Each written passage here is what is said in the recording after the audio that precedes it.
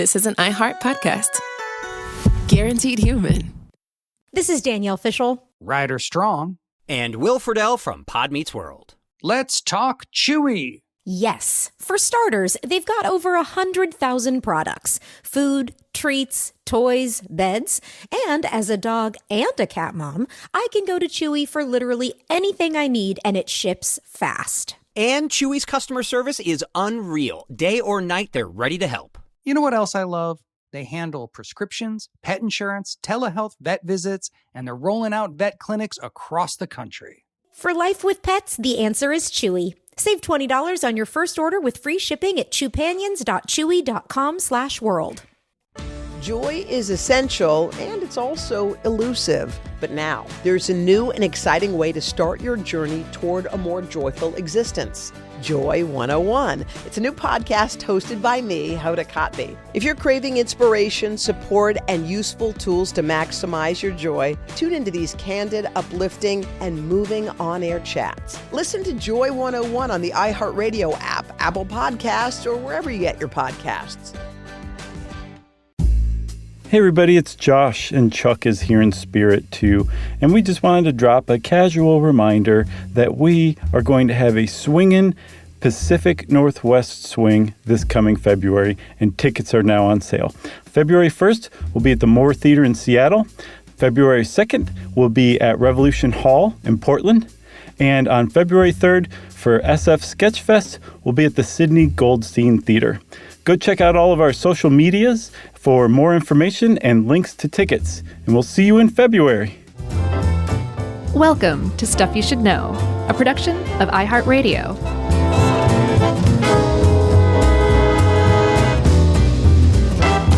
Hey, and welcome to the podcast. I'm Josh, and there's Chuck, and Jerry's here too. And this is Stuff You Should Know, the day after Labor Day edition, which Chuck loves. Emily showed me that article that informed part of this episode the other day. Mm-hmm.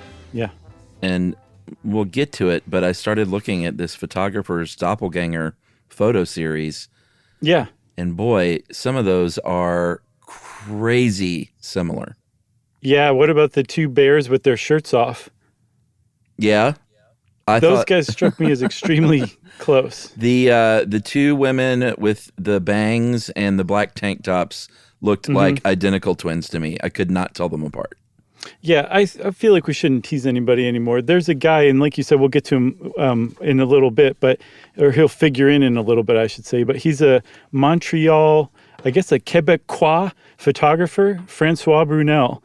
And for 20 years, he's been assembling pictures of doppelgangers, people who already knew they had a doppelganger and wrote in, doppelgangers he's looked for and found on the street, and he brings them together into his studio and photographs them together. But he does some like really cool stuff with it. It's not just like, here, you stand here and you stand next to him. The way that he poses them and dresses them and everything, it creates like a sense of intimacy between them. It makes you think you're looking at identical twin photos. Yeah. I mean, some of them people favor one another.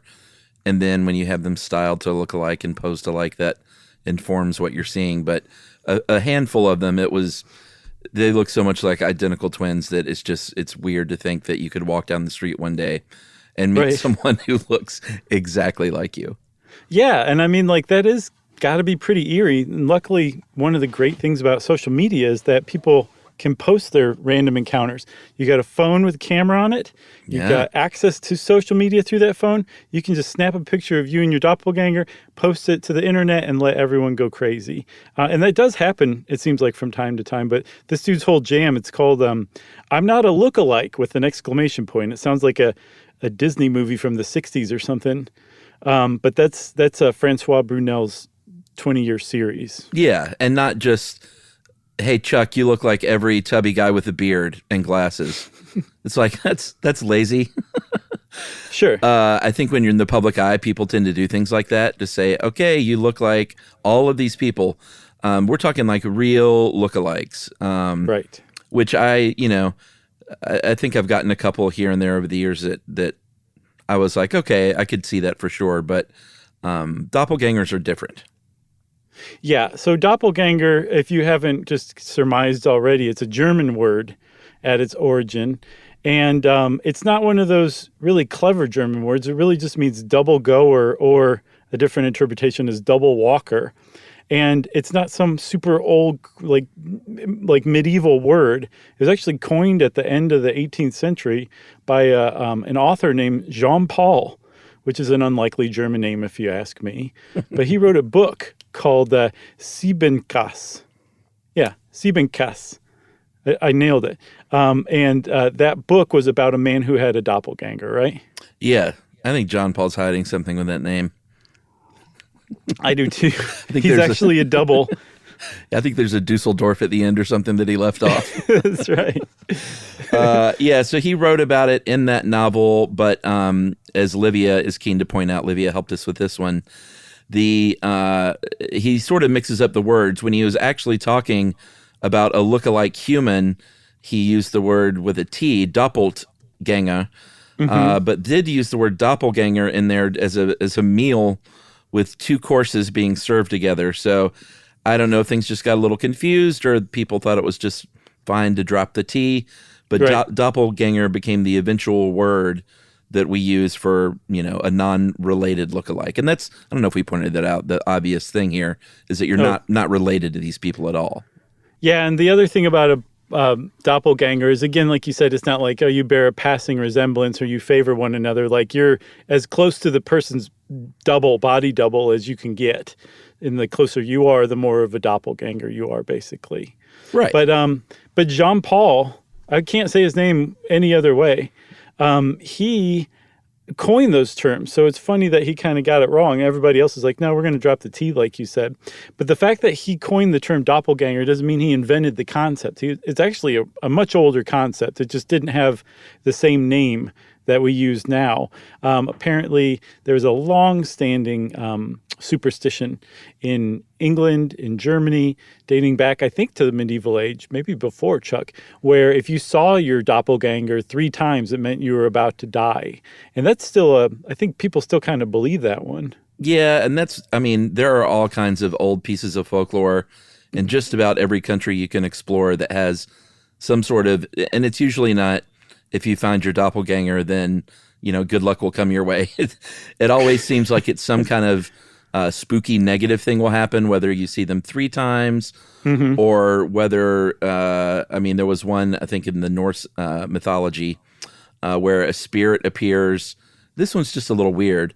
It appears just like you, but it beats you to wherever you're going. So if you're traveling on a journey, your doppelganger would beat you there, and people think that you would have arrived earlier.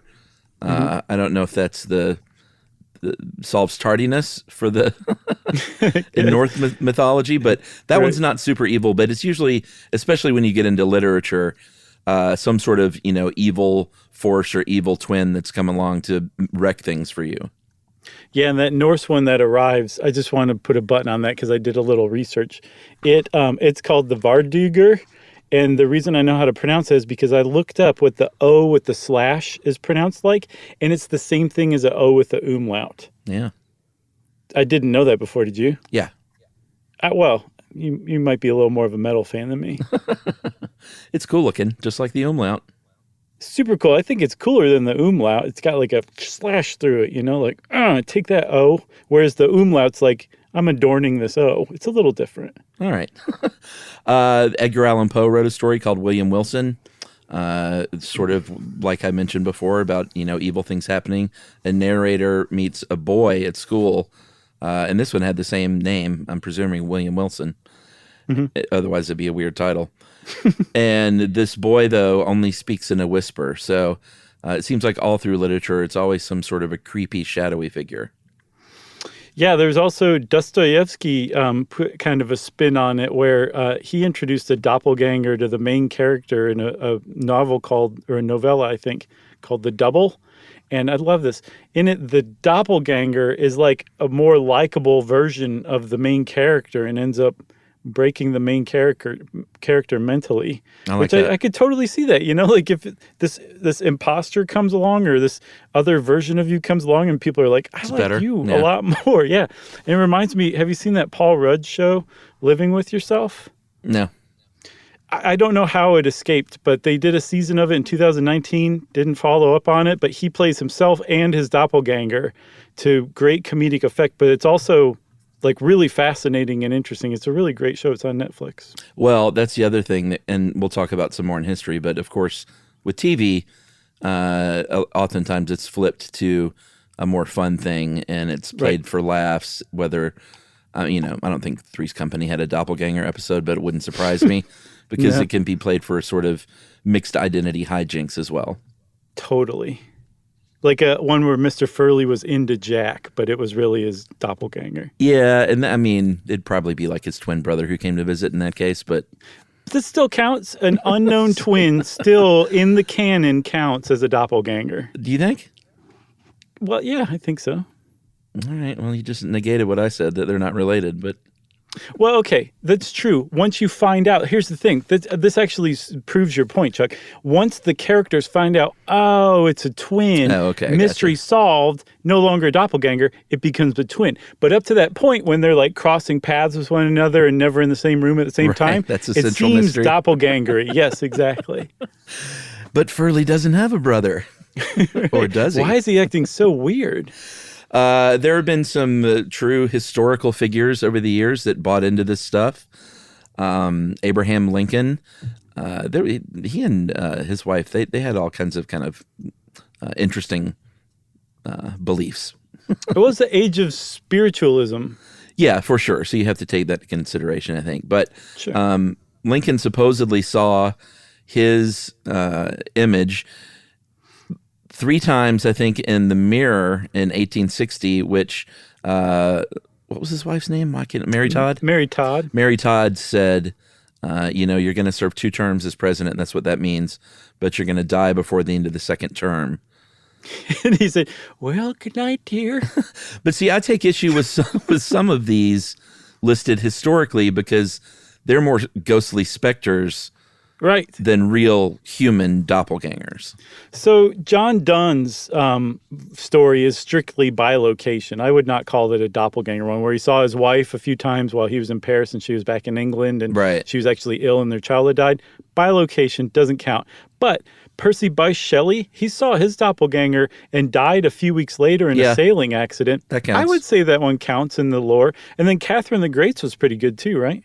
Yeah, and I think Percy Bysshe Shelley's doppelganger had a T-shirt on that said, "I'd rather be sailing." That's which made it even weirder. No, he had his T-shirt said "no plates" because that was his third choice. Who was the other one? Catherine the Great. Yeah, this was a real one too. Actually, supposedly there was a servant, right, who discovered a double like that somehow got in there, faked their way in there, and was sitting on the throne. So this was a case where someone was, I don't think, trying to realistically take over as queen, but at least got in there and was like, I'm going to sit on the throne, and I got past the guards because I look like you. Yeah, I also saw it interpreted as like phantasmagoric too. Oh, like it didn't happen?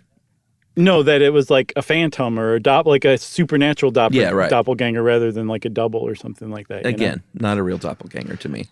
And then my favorite one of all time, I've known this one since I was a kid, back when I was into the Time Life Mysteries books, because I think that's where I first read it. But the German poet and philosopher Goethe, one of the reasons I like this anecdote is because I love saying Goethe's name. Mm-hmm. He was riding one time from Alsace to, I want to say Dusseldorf, but I think that's wrong. But it works, right? I mean, sure. It's the name of that author. And he passed himself on the road. And his doppelganger was wearing some gray outfit or whatever. And then like 8 years later, he was on his way from Dusseldorf to Alsace going the other way. And he realized he was wearing that same outfit that his doppelganger had been wearing 8 years before. And he was like, this is pretty awesome. And that was a Time Life Books thing? Yeah, I remember it very well. Yeah, that sounds about right. I didn't know how to say Goethe's name at the time, though, so I was like, this really weird thing happened to Goethe. All right, maybe we should take a little break now that we've sort of given some past examples of what may or may not be doppelgangers, and we'll talk about real doppelgangers, real-life humans walking around that look like you right after this.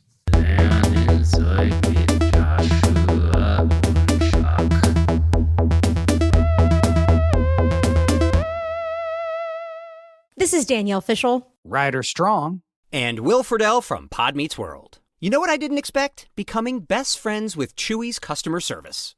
Oh, been there. I've chatted with them as late as midnight. They actually get pet people. And if Pickles or Lucky hate something, I just send it back. 100% satisfaction guarantee gives you a whole year to make a return. No questions asked. Meanwhile, I'm over here ordering everything for Bill and Brunch. Food, treats, beds, toys. Because Chewy has over 100,000 products to choose from. And it shows up in like a day. I mean, my dog Sammy thinks the delivery driver is her personal assistant, and I'm not sure she's wrong. It's not just for dogs and cats either. They've got stuff for birds, fish, reptiles. The list goes on and on. And the health side is huge for me, too. Prescriptions, pet insurance, telehealth vet visits. They're even opening vet clinics now. My cat pretends he doesn't care, but he benefits. Chewy just makes the whole pet parent thing easier. For life with pets, the answer is Chewy. Save $20 on your first order with free shipping at chewpanions.chewy.com/world. Joy is essential, and it's also elusive. You can't order it, you can't borrow it, or simply hope it into life. But now, there's a new and exciting way to start your journey toward a more joyful existence. Joy 101. It's a new podcast hosted by me, Hoda Kotb. Together, guys, we'll have meaningful conversations with the world's most fascinating people. Entertainment legends, sports icons, wellness experts, and everyday people will share how they find, allow, and experience joy. And I'll offer some of my own tips and takes on seeking a more balanced and harmonious life. If you're craving inspiration, support, and useful tools to maximize your joy, tune into these candid, uplifting, and moving on-air chats. Joy after a breakup, joy as an empty nester, joy after a loss, joy as a caretaker. This new podcast will speak to you. Listen to Joy 101 on the iHeartRadio app, Apple Podcasts, or wherever you get your podcasts. Your husband is not who you think he is. Your body is not what you thought it was. Your identity is formed by a secret history. I'm Danny Shapiro, and these are just a few of the stunning stories I'll be exploring on the 14th season of Family Secrets. And just then, we felt the plane turn in the air. So much so that the bags that were under people's seats just kind of flew into the aisle. Each week, we dive headfirst into the complex power of secrecy, how it shapes our identities and relationships, and how it ultimately can reveal to us our truest selves. My daughter, she's pretending she doesn't know, but is trying to cook and feed me and keep me alive because I wasn't eating anything. And me pretending like everything was fine. He kind of shoved me out of the way and said, move. And he went out the front door and he jumped in a car and drove off. And that was the last time I saw him. Listen to season 14 of Family Secrets on the iHeartRadio app, Apple Podcasts, or wherever you get your podcasts. Happy Pride from the Outspoken Podcast Network. All month long and all year round, we're celebrating being loud, proud, and always original. It's me, Brandon Kyle Goodman, host of the podcast Tell Me Something Messy. Check out my show for unfiltered takes on dating, relationships, and adulting. The more you get comfortable with someone, the more their real self comes out. They're going to be gross. What's the grossest thing about a man? Burping. Shut it down. Listen to High Key for the best pop culture takes, and there are no girls on the internet for all your tech news. For your favorite celebrity kikis, check out Outlaws with T.S. Madison. Wait, so Luke was the son of Vader. Yeah. And Vader was turned by RuPaul? Yeah, well, somebody turned him. Okay. Some old witch. Learn to love yourself unapologetically with BFF, Black Fat Femme. And start your day with intention with Waking Up with Ryan coming in July. Celebrate Pride with the Outspoken Network on the iHeartRadio app, Apple Podcasts, or wherever you get your podcasts. Open your free iHeartRadio app, search Pride, and listen now.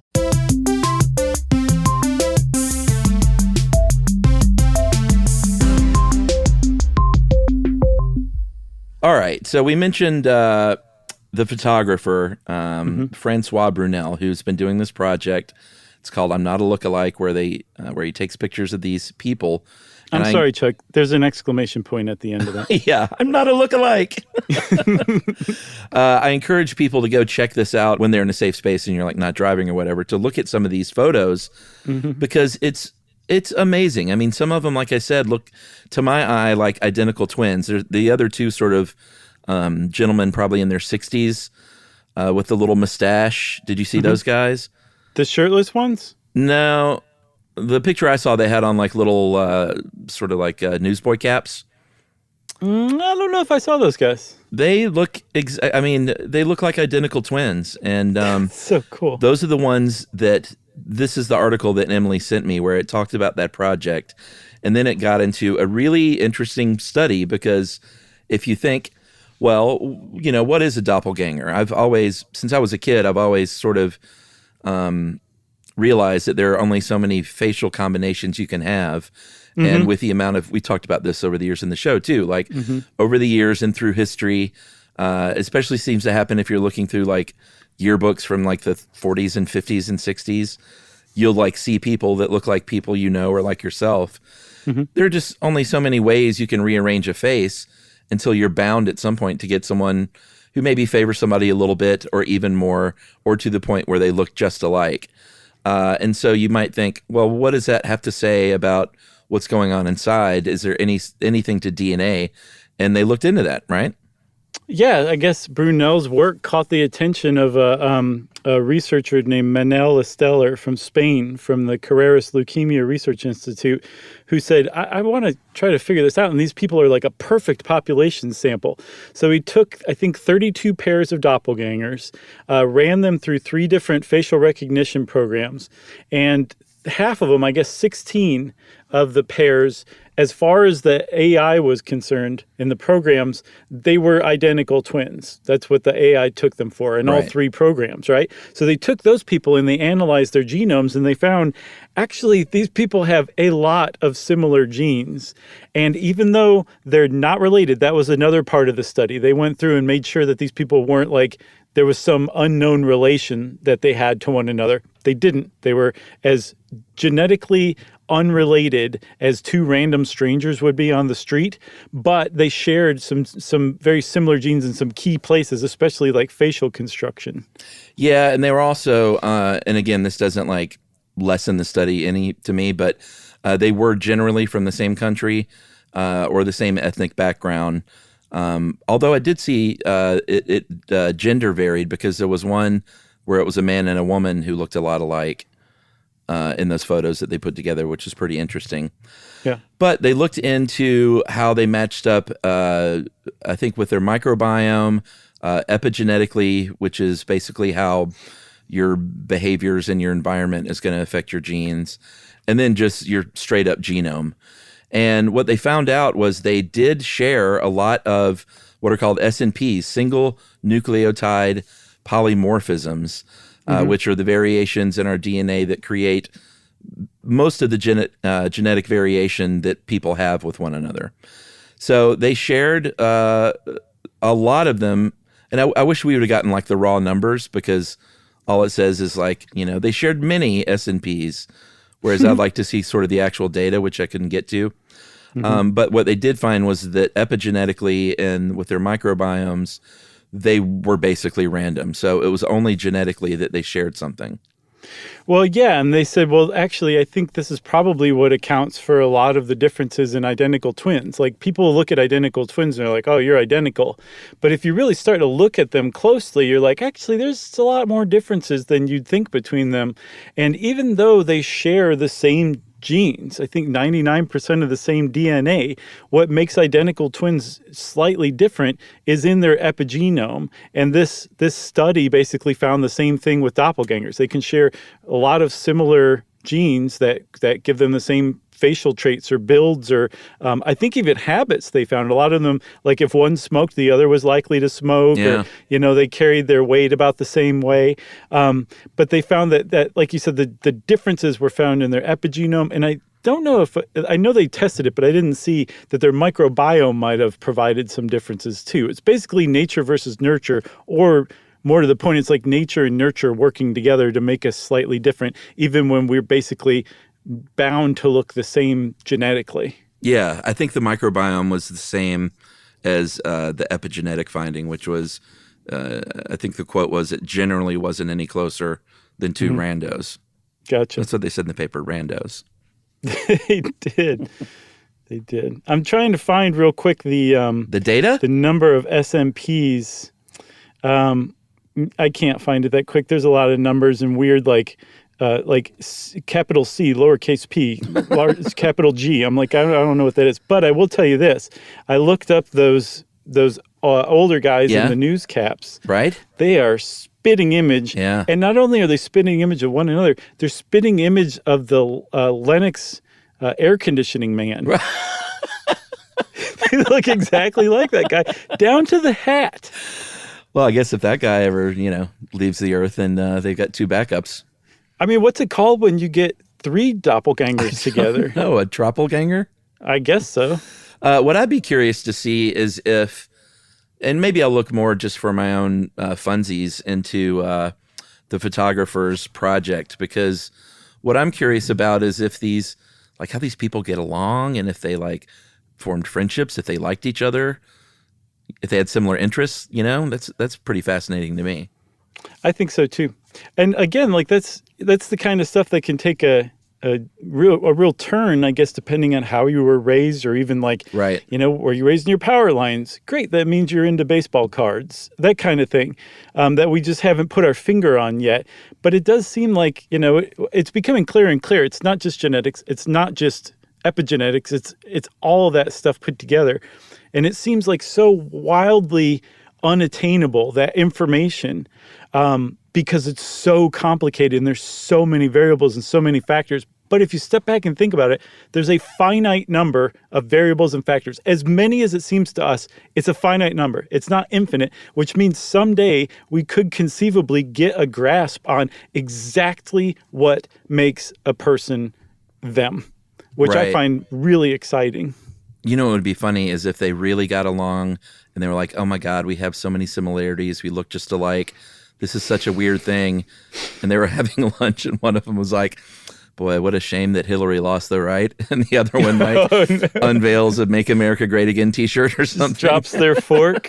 They just get up and part ways silently. Yeah. That would be the best case scenario, I think. Yeah. So this study, this next one kind of irritates me a little bit. It was from 2015, and I think was well-intentioned, but there was an Australian biologist named Tegan Lucas who got off to a great start, looked at 4,000 faces from the U.S. Anthropometric Survey database, which is something the U.S. Army puts together.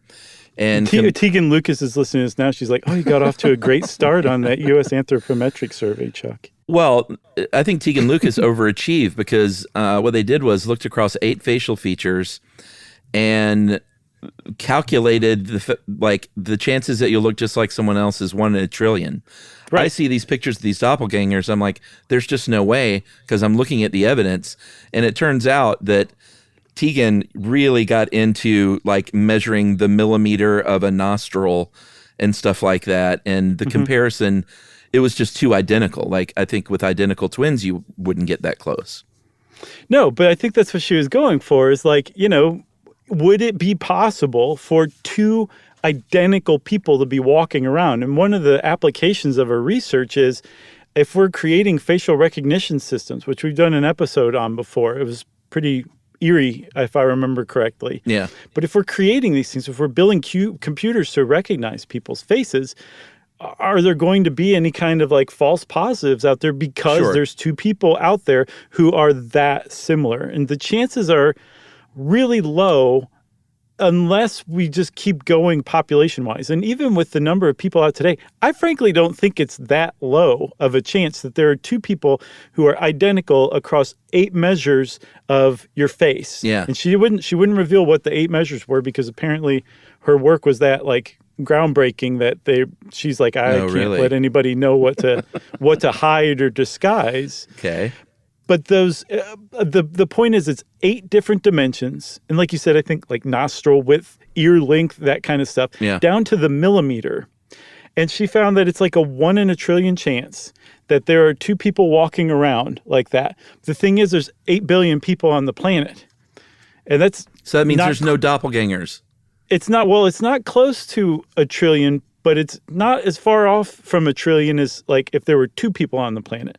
So if you have two people on the planet and a 1 in a trillion chance that they're going to look alike, the chance that they're going to look alike is basically nothing. But as you get closer to a trillion, there is a really good chance that there are going to be two people walking around that are identical. And we're at 8 million. So we're at, I think, a 1 in 125 chance that today on Earth, there are two people who look exactly alike across those 8 measures. The point is, for you and me to just be looking at stuff, we don't need those 8 measures to be exactly right. If they're close enough, that's when people look like doppelgangers to you and me. But we're not artificial intelligence. We're sentient beings. Right. Well, yeah, we're artificial, and I think we're intelligent. But we're not those two things together. Are we artificial? Sure. I just wanted to try and freak people out a little bit. Oh, okay. The Josh bot and the Chuck bot are hard at work here. Does not compute. Well, I think what we're arriving at is a point that we failed to make earlier, which is there is no agreed upon definition of what constitutes a doppelganger. Like how alike do you have to look to someone to say you're a doppelganger? Right. You know, like I look like the guy, I look like the bass player for Jason Isbell in the 400 unit. But is he my doppelganger? Probably not. Okay, so one of the reasons why I think people would kind of look at you and then the bass player for Jason Isbell in the 400 unit. Sure. And put you guys together and said, oh, they really look alike, is because we use like shortcuts when we're looking at people's faces or even just people in general. So let's say you're both wearing the same hat and you both have a similar beard, I'm guessing. Yeah, I don't want to name him because I don't want to just keep calling him that because I love that group. His name is Jimbo Hart. And when you look at a picture of Jimbo Hart, he, That's a great name, dude. Like look him up. He's got the beard. He's, when I'm reading, I got on my black rim glasses. I like to wear my hats these days, my, various sort of cowboy hats and fedoras. Sure. Yeah. I mean, the guy looks like me. Okay. So if you put you guys together, you're both wearing the same glasses, you got a beard, you got hats on and all that stuff, people would be like spitting image. But take the glasses off, shave the beard, take the hat off, and then put you guys together. How close would you really be? And probably not that close. I can tell you, I can see him without a beard and he's not nearly as close. Okay. Right. So there you go. Like we make these shortcuts with our face or with our minds to just kind of as like kind of a shorthand for like, oh, that's Chuck. I don't have to analyze them anymore because that uses up a lot of brain power and energy. And I'm kind of low on carbs today. So I just know that that's Chuck. Right. Where it really turned out to be Jimbo Hart, the bassist for the 400 unit.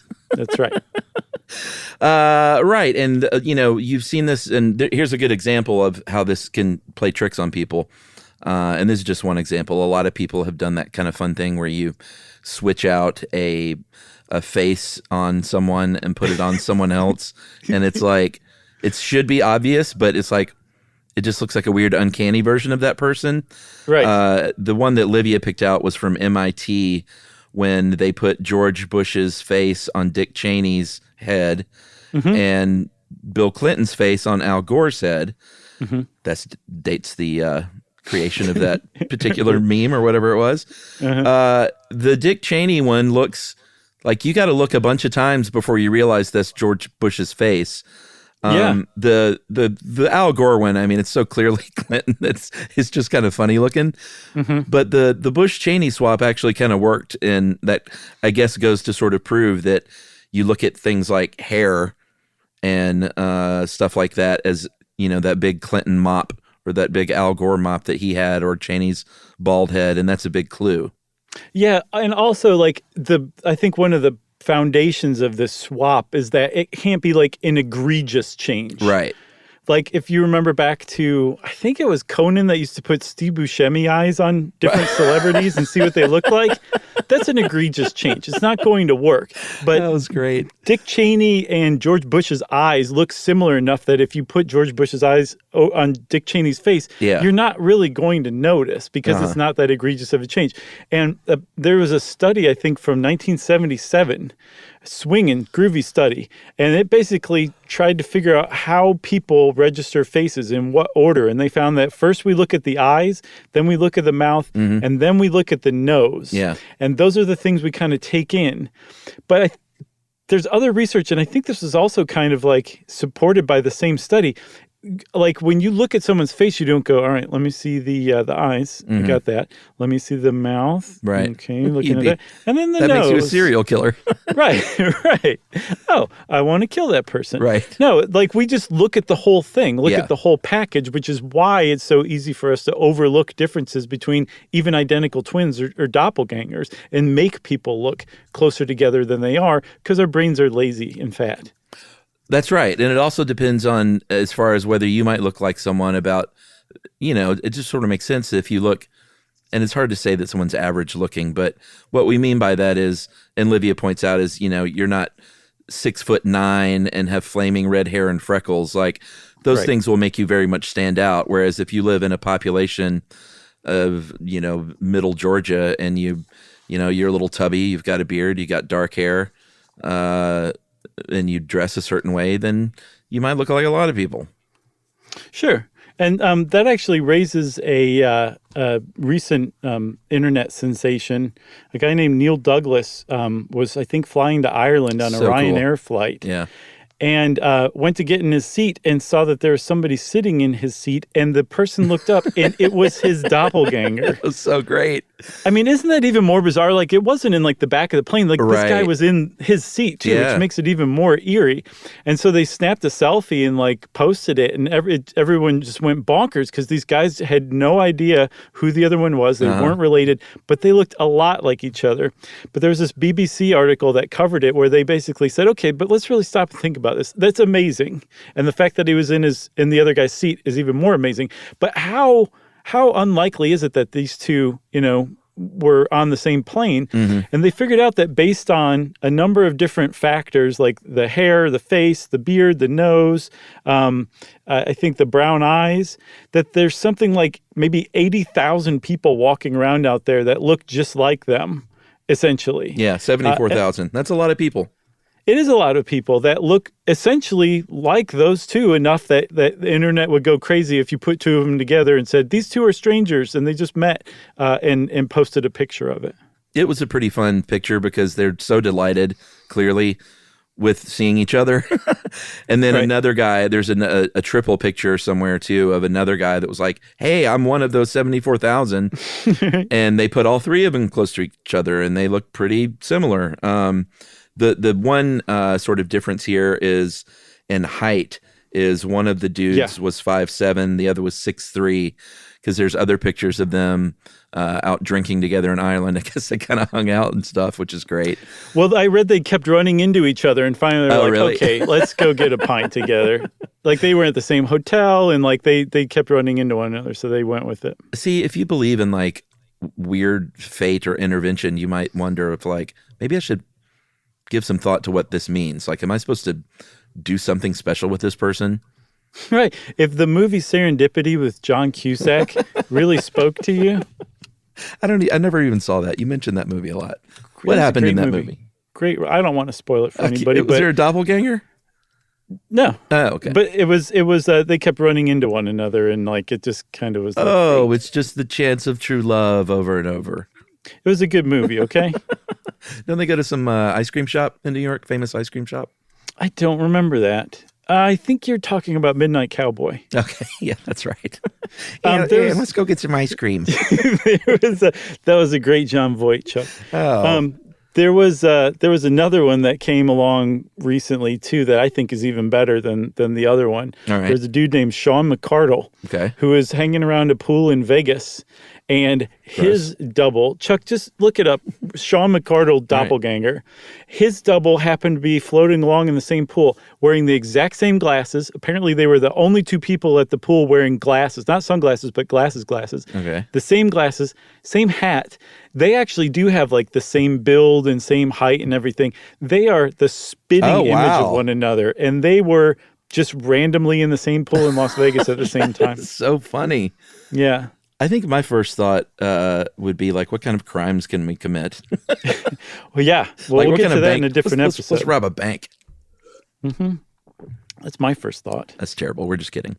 Are we due for another break? Yeah, or should we wait? I think so. Yeah, let's take a break. All right, we'll take a break and come back and sort this all out. This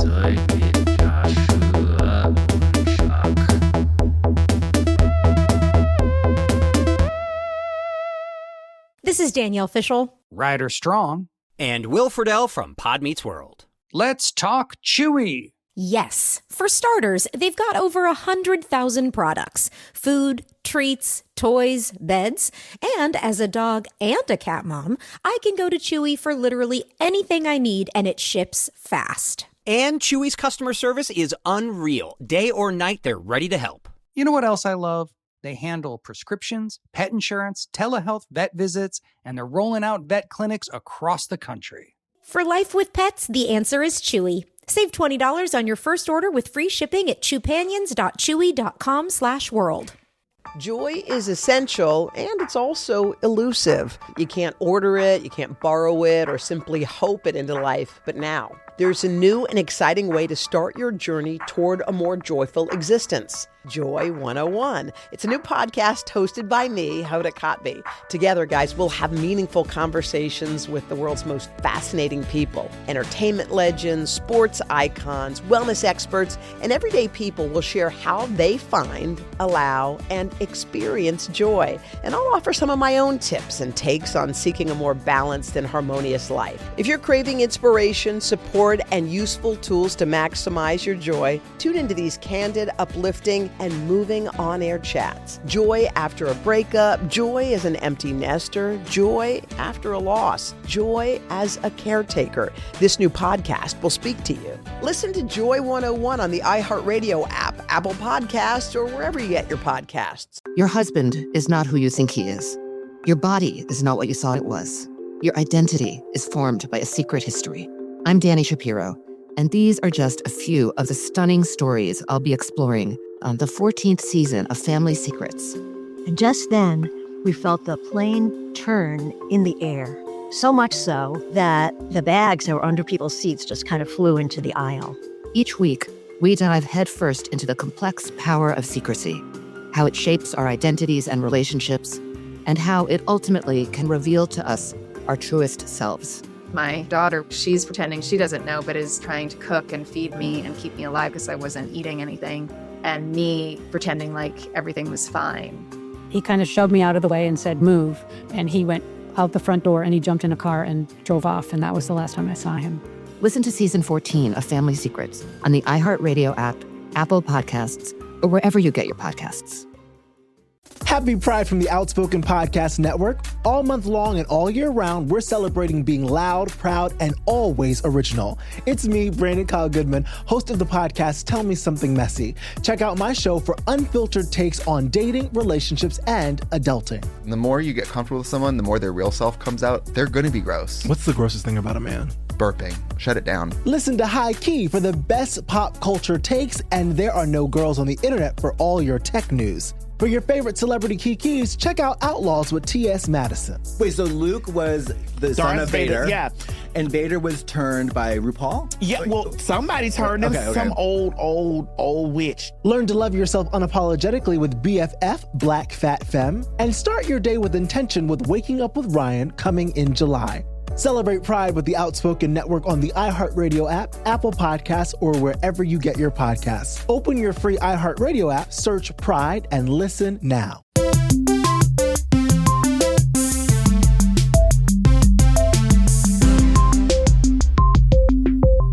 So one of the reasons I think, Chuck, that we have like a propensity to notice doppelgangers and also just be crazed by them is that we are really, really good at picking out faces. Mm-hmm. So good, in fact, that we have a region of our brain that is starting to become clear is intended exclusively for seeing faces. And that actually bucks the current trend of understanding with neuroscience, where different parts of the brain get recruited to kind of specialize in different things from sensory input over time. Mm-hmm.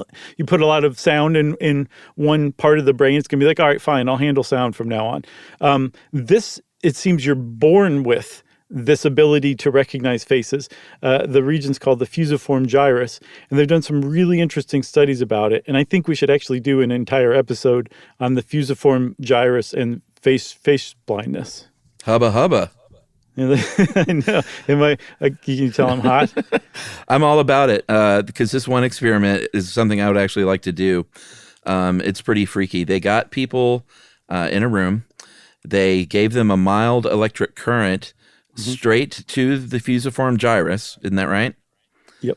And they said, we're going to do this and just look at me and tell me what you see.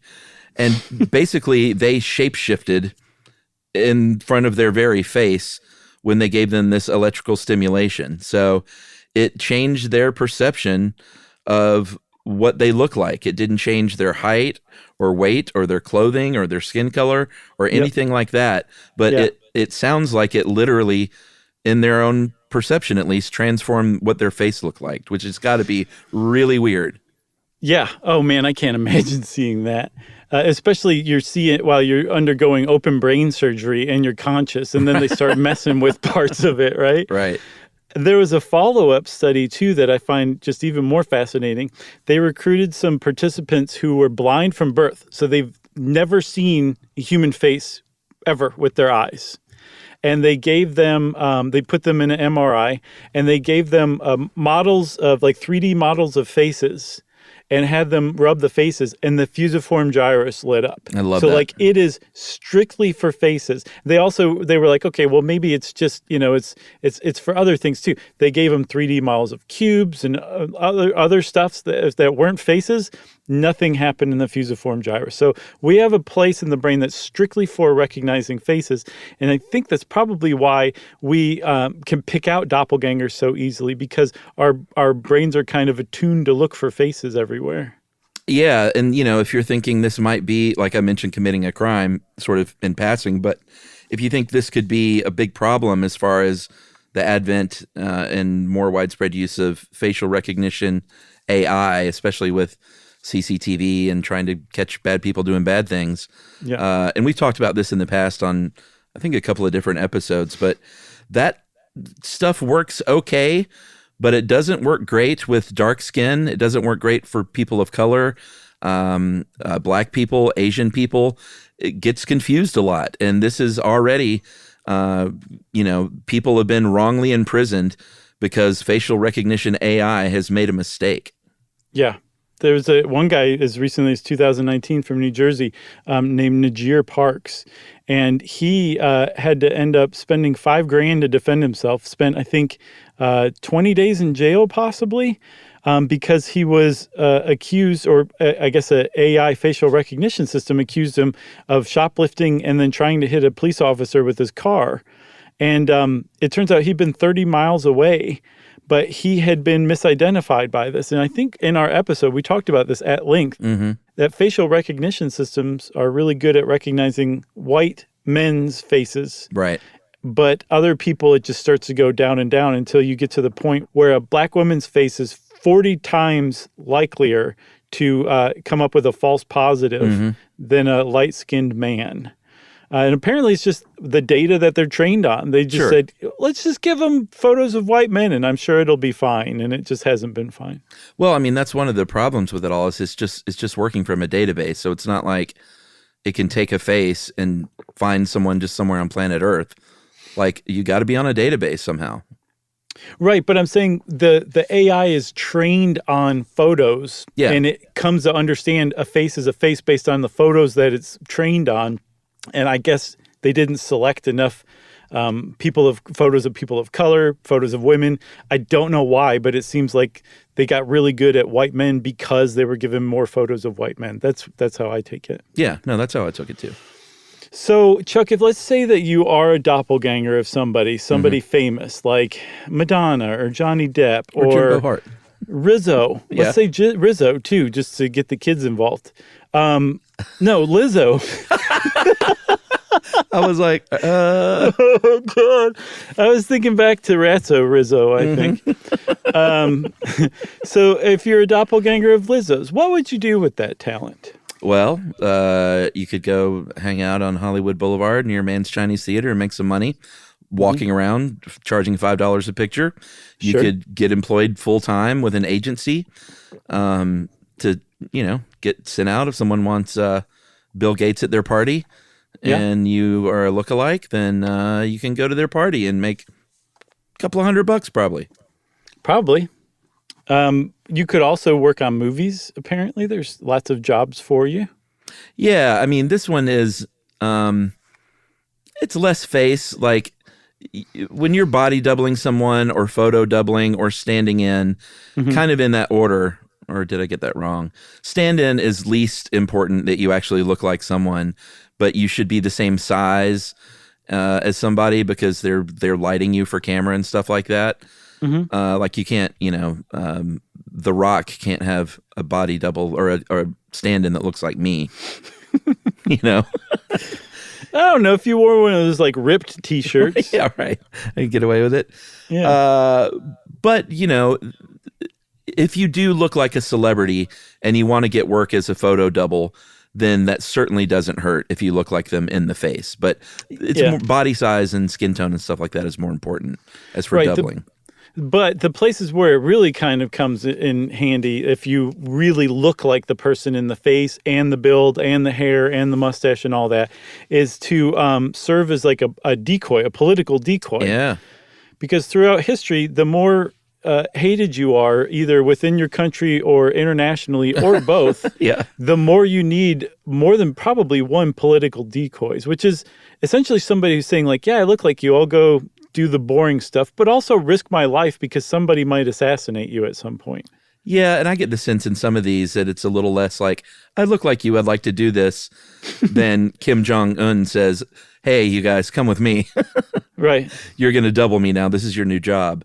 Yeah. Because he, is, of course, has been listed as having body doubles to the point where there's been speculation fueled about whether or not he was sick in the hospital or actually dead. Saddam Hussein had a bunch of decoys. They made a movie called The Devil's Double about a man that was his son's double, Uday. And they made I meant to see it actually. It looked kind of good. But yeah, I haven't seen it yet. That was out in 2011. It was called The Devil's Double. And Latif Yahia basically spoke out a lot afterward that like I was Uday Hussein's double and he was a very bad guy. So it was not probably the best job. Apparently Stalin had at least 4 doubles. And then this one is amazing to me. There was a British general named Bernard Montgomery, and he hired a double by the name of M.E. Clifton James. Great name. He was Australian, and he posed as Bernard Montgomery and went around, I would guess, Europe, talking about Allied plans in the hopes that like his plans would be, or the talks would be overheard by German spies. And the plans, of course, were fake. And they were meant to serve as a decoy or distraction for the Nazis. And they think that possibly had an influence on the storming of Normandy. That's pretty cool. There's a movie in there somewhere, or at least a scene. It's surely, easily. They could have thrown it in as bonus material in the Operation Mincemeat movie, Yeah. Did you see that? Yeah. Was it good? I liked our episode better, but yes, it was good. Right. It was a fine movie. Sure. Yeah, I need to check that out. I saw one recently. It has nothing to do with anything, but it was a 5-part series in Swedish about the assassination of their prime minister in 1986, Olof Palme. And it is really fascinating because they think that one of the main witnesses was actually the assassin. And they kind of recreate how it would have happened, and they dive into his life. It's really, really good. It's worth watching. I think that's on Netflix, too. By the way, I don't work for Netflix. Right. You got anything else? I got nothing else. That's Doppelgängers then, everybody. I hope you enjoyed this one. I sure did. I know Chuck did. And if you want to know more about Doppelgängers, you can start searching on the internet, and there's a lot of cool posts from social media of people meeting their doppelgangers that will just knock your socks off. And since I said that, of course, it's time for listener mail. This is in response to the Kissin' Cousins episode from a friend from the Ashkenazi Jewish community. I've got 0.2% Ashkenazi in me. Oh, yeah? I also have some Neanderthal, too. All right. Hey, guys, just listen to the episode Kissin' Cousins. I am from an insular Ashkenazi Jewish community. I'm sure you understand us being insular makes the gene pool that much smaller. We also tend to marry younger than the rest of the Western world. Thus, in pretty much every high school in our community, we do genetic testing for recessive genes for defects or serious illnesses common in Ashkenazi Jews. Wow. We don't get the results to the test, only an ID number. A big part of our culture is being set up by matchmakers. Before meeting for the first time, both families will call the screening center with their ID number and be told if it's safe for them to go ahead with the matchmaking. It's amazing. It is. I met my current partner on my own, and we decided we were ready to settle down. It was a little scarier to call and see if we were compatible because we'd already decided we wanted to be together. Can you imagine that? Yeah, no, I mean, I'll bet that was pretty nerve-wracking. The call was more to see if we need to speak to a geneticist before having children than to see if we should get together for the first time at all. But thankfully, we were good to go. Separately, I had a close friend whose husband passed away a few years ago. She had the option of marrying her brother-in-law. Remember we talked about that in the episode, which she had no interest in doing. She did take a pair of his shoes, though, and spit on them rather than him. So that part of the Old Testament is kind of still kept in some places. And of course, I'm not speaking for all Ashkenazi Jews, only what I see in my community. Just thought you might be interested to know how a group is trying to keep tradition while staying safe and up to date with science in the 21st century. And this is a lovely sign-off here. Wishing you the strength to continue for a long time coming. Nice. And that's from Elkie. Thanks a lot, Elkie. That was a great email. I appreciate that big time. And if you want to be like Elkie and send us a super fascinating email, you can do that too. All you have to do is write to stuffpodcast@iheartradio.com, press send, and see what happens. Right, Chuck? That's right. Stuff You Should Know is a production of iHeartRadio. For more podcasts from iHeartRadio, visit the iHeartRadio app, Apple Podcasts, or wherever you listen to your favorite shows.